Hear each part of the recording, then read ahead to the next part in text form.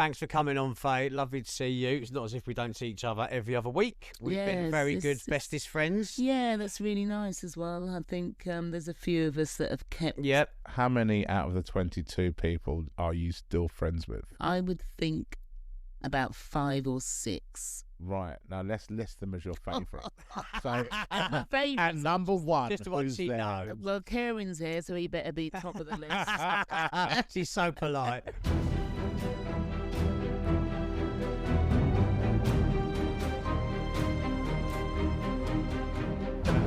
Amanda is definitely on the list. Yeah.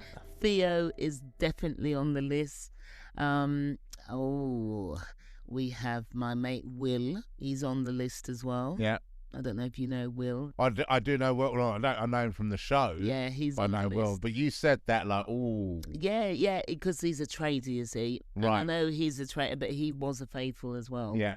And even actually, my friends are the traitors: Amanda, Kieran, and Will.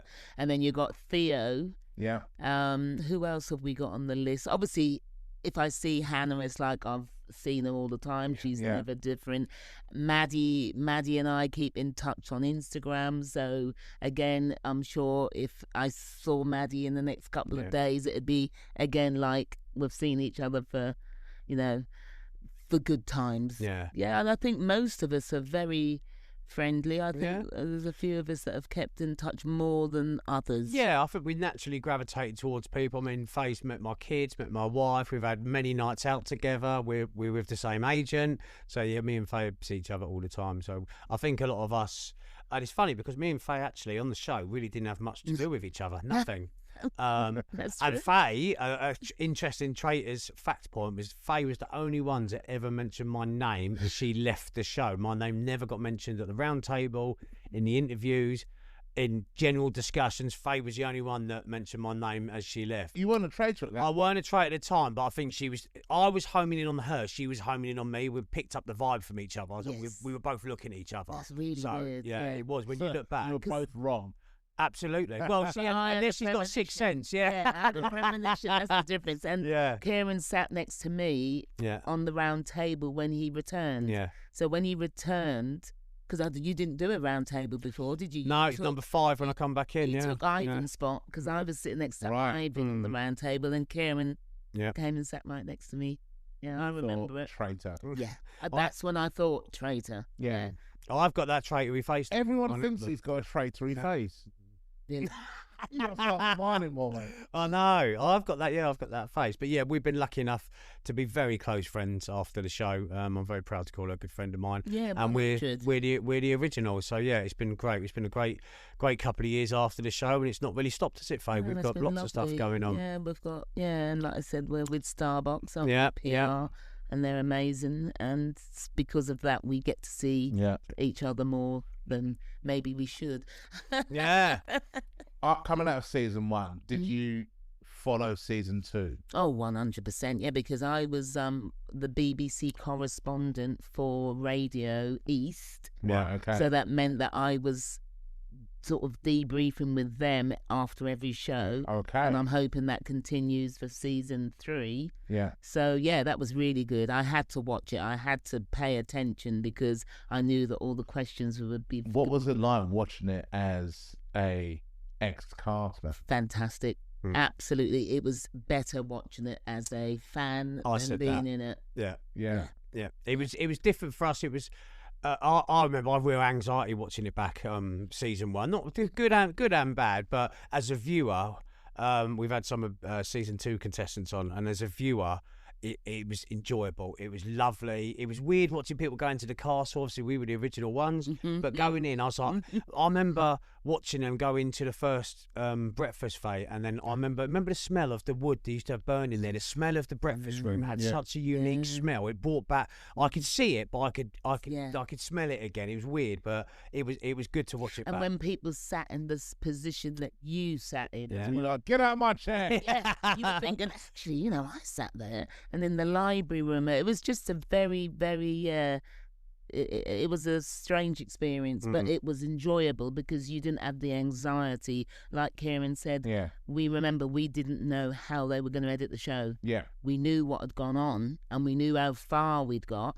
And the interesting thing is, because I got to 10 of 12, episode 10 of 12, I knew who was murdered. I knew who was going to be banished at the round table. All the viewers were just watching it thinking, I was still at work at this point. Yeah. So I was going into work and my staff members were saying to me, you're going, aren't you, tomorrow? They've got you up there, because I was up there quite a few times. So we better get rid of Fay. She's bloody, she's on to us. So every morning I'd go into work. Remember, some of the kids, because I worked in a school, they thought that I was getting a bloody plane back from Scotland every night. Some of the little ones were going, aren't you tired? You've just been on TV. I would have lied to them. I'd have gone, yes, I'm very tired. Milked it. So don't mess with me today. 100%. I am Miss Fay's very tired. Watching it as a fan, season 2, it was amazing. It really was. I've got a question for you. So season 1, so you go, there was so much that they filmed, and then they put out a fraction of that in the edit. Yep. Is there anything that happened that didn't make it on to the screen? Do you know what? I would say 100%, but I wouldn't be able to tell you that, and that's the truth. Because I know there's stuff that I said myself in the MIVs, having our MIVs. So we used to have MIVs. I was blooming dragged out for a MIV every minute. What's the MIVs? Your interviews, Tilly, like your Big Brother chair where you sit in front of the camera and they ask you questions. Is it called media interview? MIVs or something like that. Yeah. So you would give your feedback on your day. What happened, Fay? Tell us about you being buried in the grave. So you would then talk to them, and then what was that like? Because that's like the worst thing. Both experienced that. Me and you were both buried. Yeah, I mean, it's not an average Tuesday. If it said, "How was your experience?" I went, "Yeah, I got buried alive on Tuesday afternoon." It was great. Just a normal Wednesday. It's alive at work. No, in the actual ground. Yeah, it was scary. We were lucky that Claudia was talking with us all the time, and do you know what? I think because the whole experience was so... Was that episode 5 or 6? It was episode 6, yeah. We'd gone through so much at that point, but do you know what? Oh, he hadn't. Well, they just come back. But you just thought, let's just get on with this. Yeah. And that's all you could do. Just get on with it. On the Buried Alive as well, I remember my wife, we were literally funny talking about this last night because it's viewing again at the moment. And she was like, what does it sound like? I was like, the thing I remember, when you envisage like what that would look like in films or you're being buried alive, you've all got your image of it, and some people would not do it at all. So it takes a lot for someone to do it. But when I was in there and it's pitch black and you hear the dirt coming on and it rattling down the side. I couldn't take that. It was like, I was quite happy. I mean, some of the stuff they cut out for me because I was in my day 2 back in, so I was still enjoying myself a little bit. I was singing in Living in a Box, knocking on words, but they cut that out because I was enjoying myself. And I was like, I've got 2 young kids. I'm going to enjoy the rest. Yeah. I'm going to literally, I was in my element getting buried alive, but yeah, they cut some of the funny songs out I was singing. But I do remember sitting there for a split second thinking, this is surreal. Like, my thought would be, what if it goes wrong and I'm in here now? Yeah. I mean, all safety precautions are in place. We had but look at Brandon Lee. He got shot in the Crow, didn't he? They have all the safety precautions they want to. Yeah. It is. I'm always thinking, what if? I think the dirt wasn't too bad. I had planned my escape just in case, but I forgot no one would be escaping because we were chained in the coffin and then buried alive. So they made sure. One of the things that I remember is hearing Aaron's voice. Yeah. And now when I watched it back, Aaron was amazing. He was like a machine, wasn't he? Yeah. Out. And I remember his voice saying, I'm now coming. We're coming to help you. Obviously, they didn't show all of that on the TV. But I remember hearing it and I thought, Aaron's on his way. And with Aaron, he's 100%. He's one of the hardest workers. Team players. Yeah, so that was reassuring. But, that was scary. But going back to your original question about... did they show stuff or didn't they?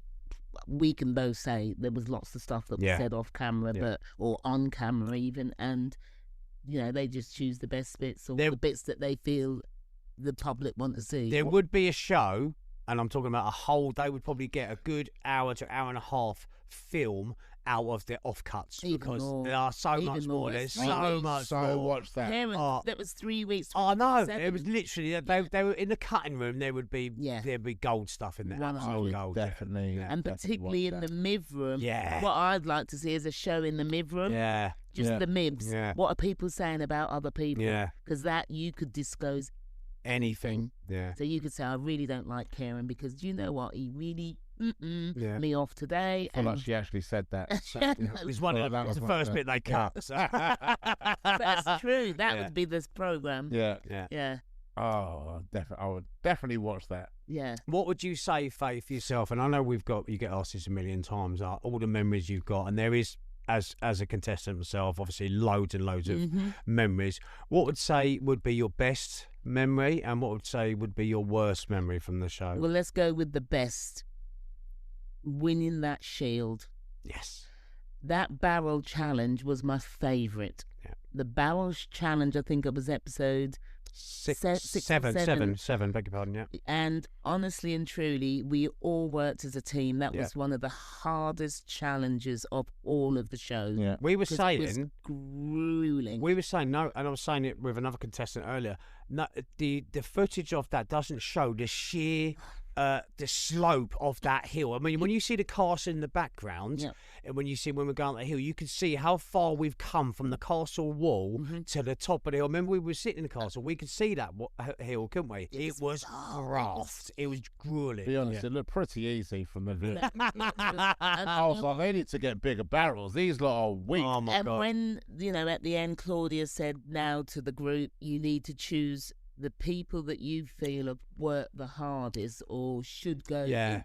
And my name came up. That really touched me. It's lovely. It was a nice moment, wasn't it? Yeah. Because I think Meryl went up as well, but Amanda said no. Actually, I think Theo, because I think Theo deserved it. So it was Theo, Fay, and who was the other one?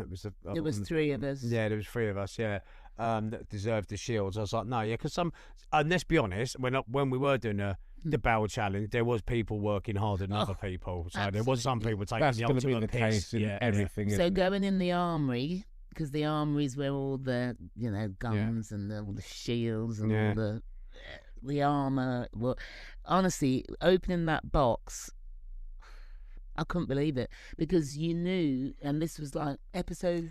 It's 7. It's perfect timing for you to have that when it was fate. It was fate. Because honestly, I hadn't slept for 7 blooming nights. You had not the row, but you had quizzed Ryan the day before, and that's when people started to look at. Because you was on that. You thought he was a traitor, then you went, no, actually, I've changed my mind. But absolutely, you were starting to come out of yourself on those episodes. Yes. And to be honest, as a contestant to another contestant, you were well tuned in, Fay. Your intuition was right up there, and you were right a lot of the time. So you played an amazing But that wasn't game. shown a lot. No, that wasn't on it the certainly TV. wasn't. It's interesting because some of the stuff that you say. Yeah. What made you think he was a traitor? Who's that? Ryan. Because sadly, I keep saying off camera because we were never off camera. But when you had those moments where you were talking one-to-one, you'd find out that, I thought you said that you did this. Oh, well, I don't really do this. That's an interesting point. Yes, a lot of people lied about what they'd done.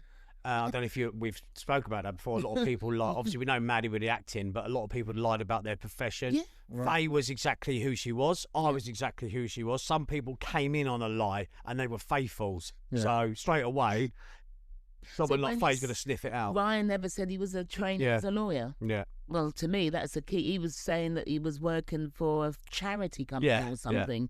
Well, if you're training for a lawyer, that's quite a big thing, and you should make that known to your fellow contestants because he would have been very useful as a lawyer to be helping us find the traitors. Yeah, because most lawyers are quite inquisitive. The other thing, he didn't have a dog.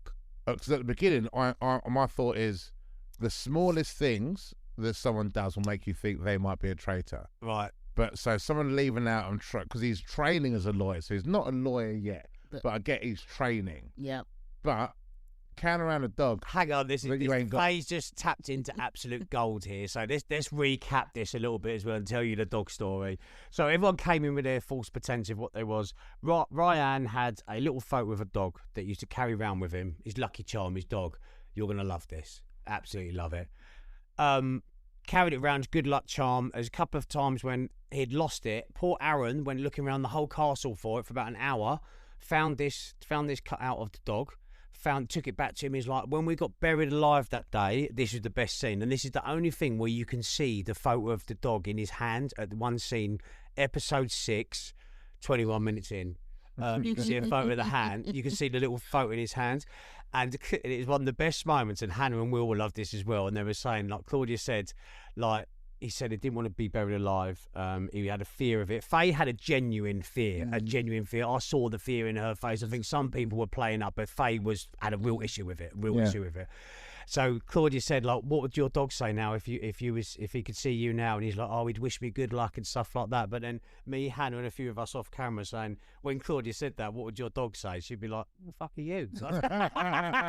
Someone stole me. But yeah, he'd lost this, and we found out at the end where he'd cut a dog out of a magazine, got it laminated, and decided to tell everyone that he had a dog. But that got cut out, obviously. But yeah, that's the funniest scene ever. But so someone like me, like straight away, I was like, so I was on him that day as well. As soon as you homed in, I was homed in. I was like, mate, no matter what, whether I think you are, whether you're lying. I've got two lies here. So yeah, you was the one that instigated. Yeah, and I think that's the most important thing. You need to be, particularly going in as a faithful, you need to be absolutely 100% who you are. Yeah. There's no reason to lie. Yes. But a traitor, yes, they need to pull it out the bag.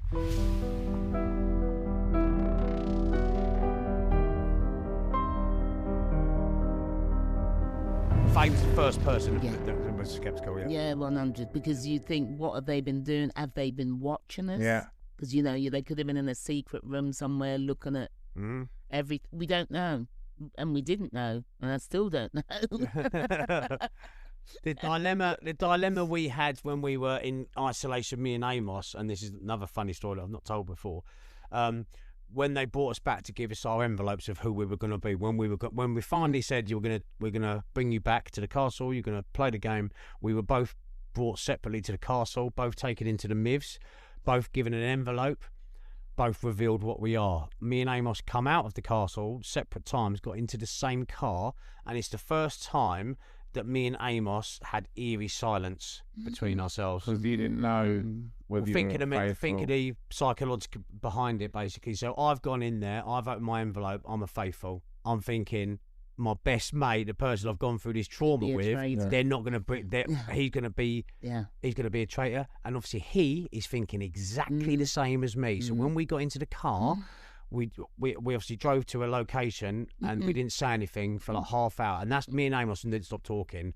So when I had a moment to speak to him, I went, I'm a faithful, by the way. He went, so am I. He went, you telling me the truth? I went, I swear to God, I'm a faithful. He went, so am I. He goes, so we must both be faithfuls. But for that half hour, I was thinking, oh my God, he must be a traitor. And he was thinking exactly the same, because that's how the game was. Little did we know. That would have been a great point to show. It would have been amazing. It would have been amazing. Why they didn't show that, because that would have been really powerful. Yeah, because I even said it in my movie. I was paranoid. I was like, well, I'm a faithful. I dread to think. But we didn't know how many traitors there were, who had gone out. Remember, we didn't see anything. They knew who had gone, who had been banished, who had been killed. Me and Amos knew nothing. We were like, there you go.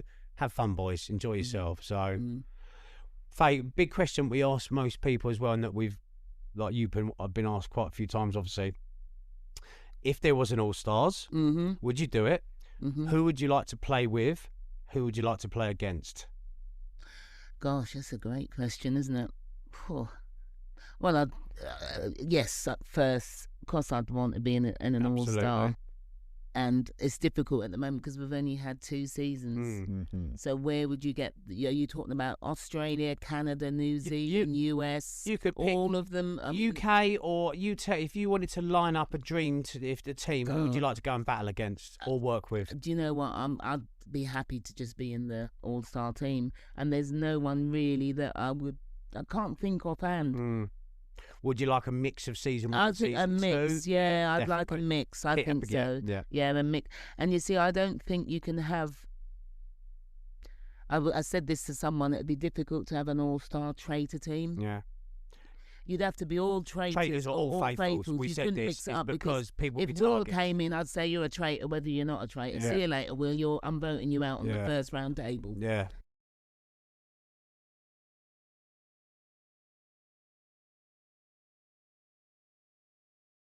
Ben, and he said, I think she's been very I dangerous. think I would have been great. However, the difference is, you see, when you're not a faith, when you're not a traitor, you can really defend yourself at the round table. Because the first episode, I was accused of being a traitor, Right. and I was just saying, right, lay out on the table, just tell me why I'm a traitor then, and they couldn't. Yeah. Because I was absolutely looking them right in the You eye. did handle that very well, and I think it was Yeah. the best way. Yes. Because a lot of people go defensive, didn't they? They're like, I'm not a traitor. They go, all right, if you think I'm a Absolutely. traitor, tell me why I'm a traitor. Tell me why. And all of a sudden, they've Yes. got nothing to say. Exactly. And I'm a 100% faithful. And I said that.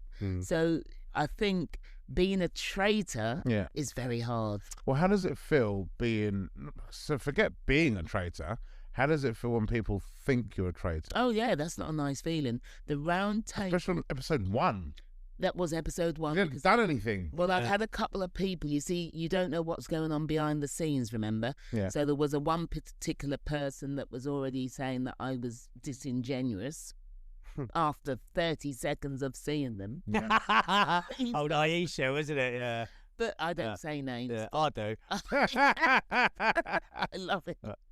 So She had a real issue with you at the beginning. she had an didn't issue. Beelining So you straight away. therefore, obviously, I don't know Aisha. And at the end of the day, that's her opinion. That was a weird one as well. Yeah. She just took an instant dislike to her, I think, for no That's reason fine, people whatsoever. Can. I mean, that's life, isn't it? Yeah, absolutely, yeah. But what must have happened behind the scenes, remember? Because remember, we all go off in our little groups. Yeah. You can imagine she was talking to 4 or 5 key people. Well, they're going to bring that to the table. Yeah. Yeah. So that's what happened. It came to the round table. I defended myself.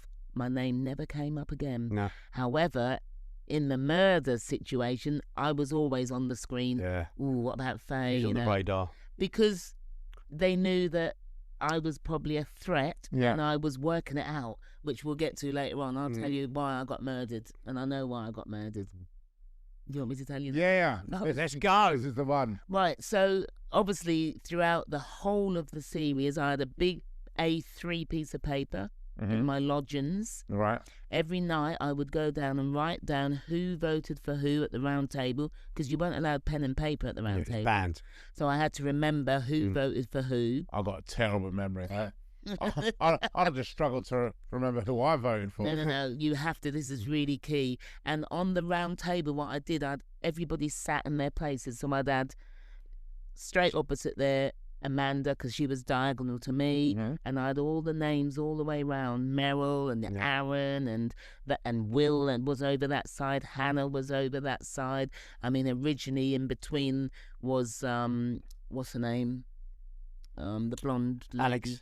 No, the blonde. Oh, Claire. No, not Claire. Claire was on my side. Oh. Can't think of it. Nikki. So and then there was Imran. So I had it all the way round, right? So each night I just put a line through as they were banished, Yeah. and I knew who had voted for who.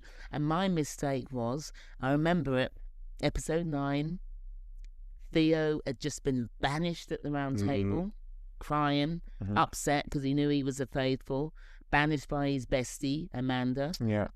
She put the knife in, and this time I'm thinking, gosh, Amanda, I thought she was a faithful. I didn't even know she was a traitor at this time. I think, wow, that's a really strange thing. He was your 100% the night before at the dinner, because he was 100%. He goes up there, he's crying. We all leave, because what happens is you then leave and go and have a drink and debrief and think, wow, that round table's hot. And then I was chatting to Will. I remember it very clearly. Will said, wow, God, that was savage, that round table. I said, that really was. I'm really shocked with Amanda. The way she put the knife in on Theo, because he was her 100% the night before. And then he says, what do you reckon? Will said to me. Because remember, I thought Will was a faithful. Yeah. We got on really well as well. He said, what do you think? And I said, I've got this theory in my room. I've got it all sketched out. He said, right.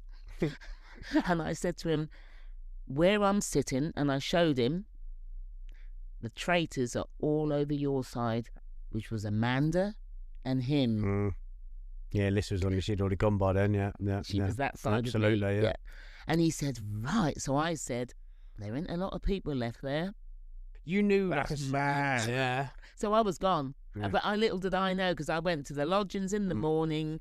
They call you, and you never know. This is the real. There's two things that I feel are the most nerve-wracking: is the round table and coming down to breakfast. Yeah. Because you don't know. The castle's huge. Yeah. So you don't know if you go left, right. There's about 1,000 doors. Yeah. If you go left, you could be going to the breakfast room. You could be going to a MIV. Yeah. Right. And the MIV, again, they used to call you to say, how was your night? What do you think of the round table? So you couldn't really sleep well either. Yeah. You couldn't sleep. So you'd survived the table, you'd sleep, but you couldn't really sleep because in the morning it was Russian roulette with knowing, are you gonna make it to breakfast? And that was the worst thing. Oh, awful. Would you have rather have been murdered or gone at the round table, Fay? I'd rather have gone at the round table. I thought you said because that, I would have been able to stand up and just looked at everyone and said, you got this really wrong. Yeah. Yeah. That, you mentioned that before. But would you have the being opportunity? murdered, I always say, to be murdered is a privilege. It's a threat. You're a threat to but it's somebody, a privilege to be murdered because they couldn't get you at the round table. Yeah. So it's an honour.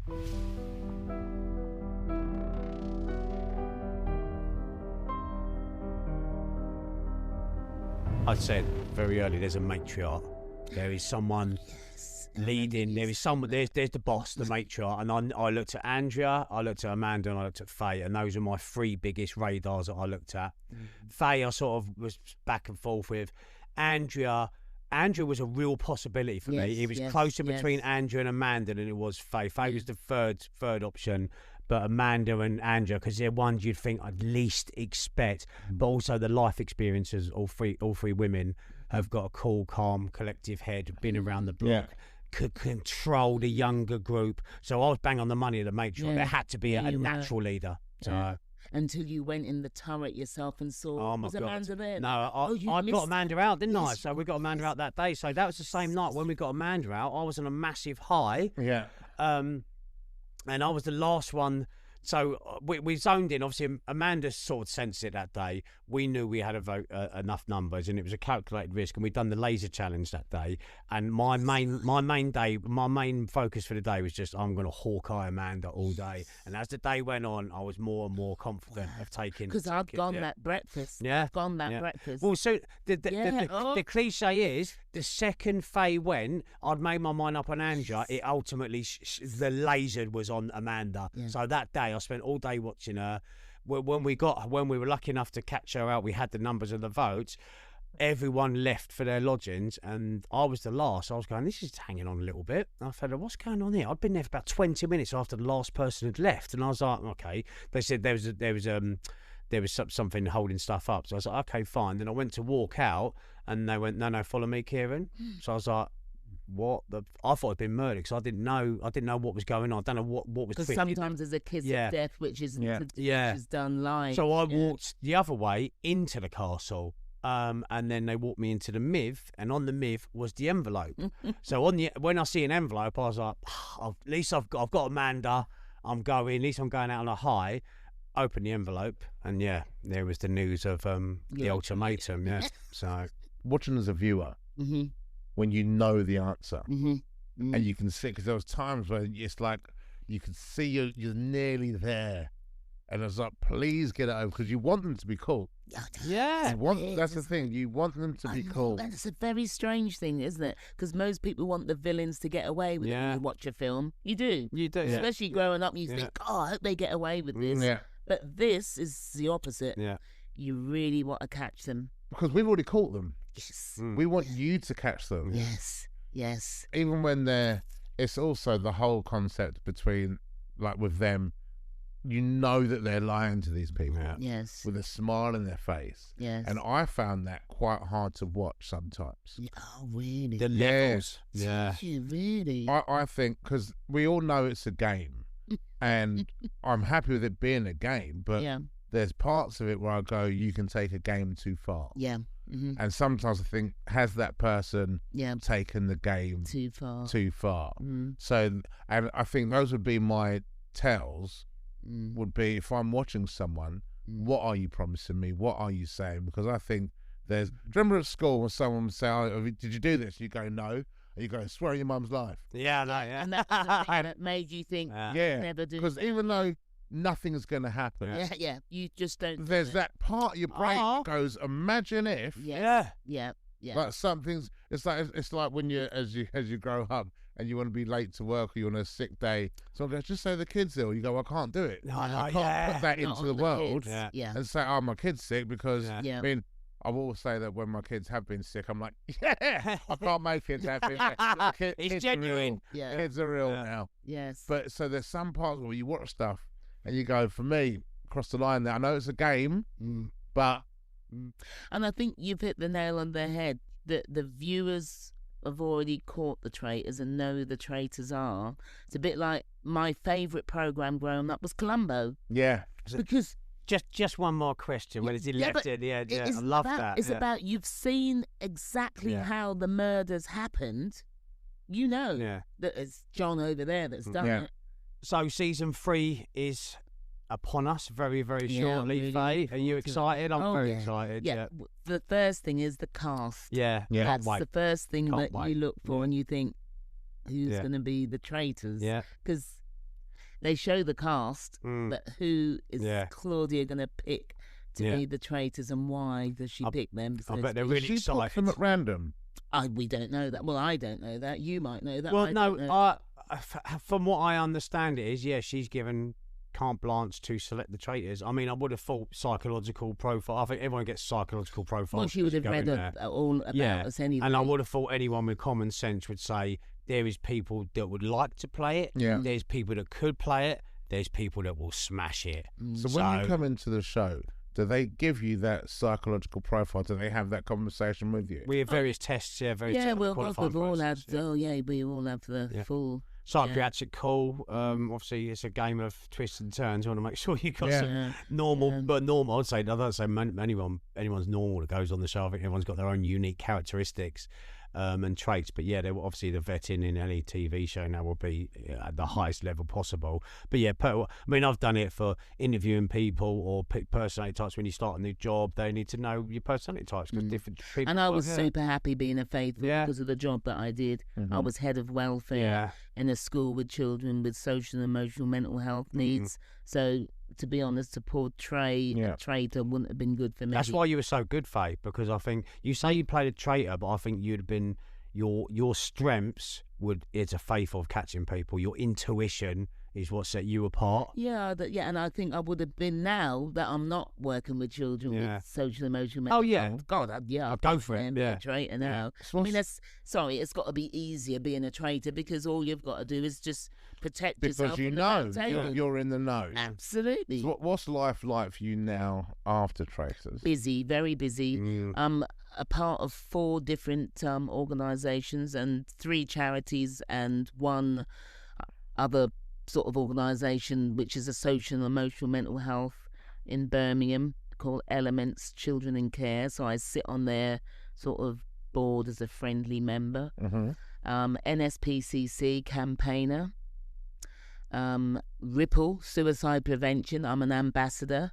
I attended an event in Portsmouth just this weekend. We have to also, Faye, mention about the most amazing thing you've just done. Well, I was going to get to that. I mean, Lawrence Delalio, Robbie Works, I'm an ambassador for them. And the Dame Kelly Holmes Trust, I've just done a trip to Machu Picchu. And I've raised £6,000 altogether. Yeah. Oh, nice work. Yeah. There was a very, and I'm just going to go off a little bit, there was a very, and it made me and Katie both cry watching it. And you remember the scene where you went to the school and you filmed their facilities in the school of how they were, what their school was like. the stuff they had to work and teach. It was all broken. Windows all broken pens, chairs put together. Choked, it was, and someone has done teaching all their life and been around kids stuff. Mate, I sat there sobbing my heart out. I was like, "Gee, do you know what? I don't know how lucky you are sometimes just to have basic stuff." So that was an eye-opening experience. Really was. Yeah. And how long was that for? It was for 10 days we were there for, so that was a great challenge, and we all did it, and we raised money for lots of charities. I'd like to get back on TV. You're retired as well, Fay, aren't you? Retired, I don't use that word. I'm just taking a break. But I'd like to do more TV, race around the world or something like that. Would be great. I'm going to ask you, would you do anything else? What would you do? Yeah, race around the world. I'd love to do that. Hunted. Yeah. I like to. Reality TV. Some good stuff in the pipeline. I'm hearing rumblings. There's some good stuff coming up. Yeah, I'll tell you later. Yeah, there's some good stuff coming up. So I think, and also I think Traitors has been the show that was sort of rekindled everyone's love for reality, because before then it was sort of on a bit of a decline. Traitors. I think it's because it's using realism. Yeah. Yes. So reality TV has lost, for me, a lot of the realism. So we've spoken about before. We spoke about Love Island. Right. The people that are on there are not realistic. Yeah.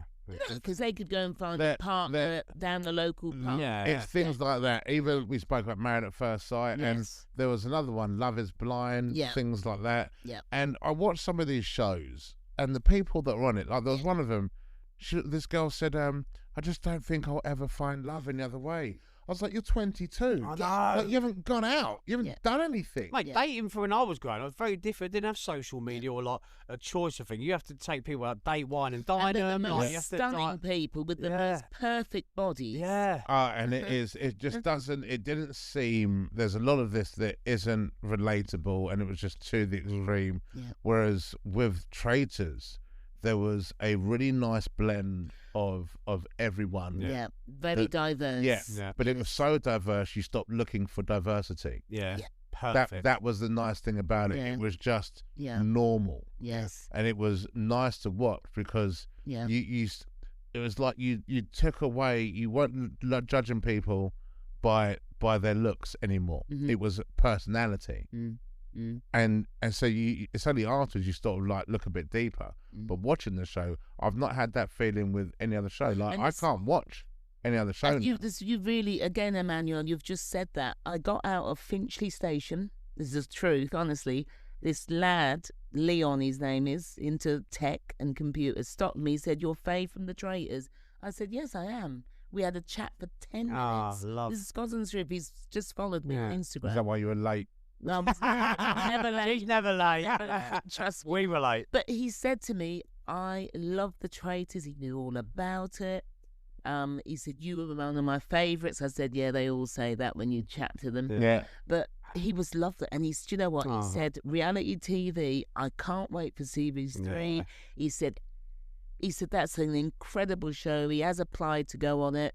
Sadly, he hasn't got the call. Yeah. But he said, there's no show that can beat it. He said it's the most watchable show that he's ever known.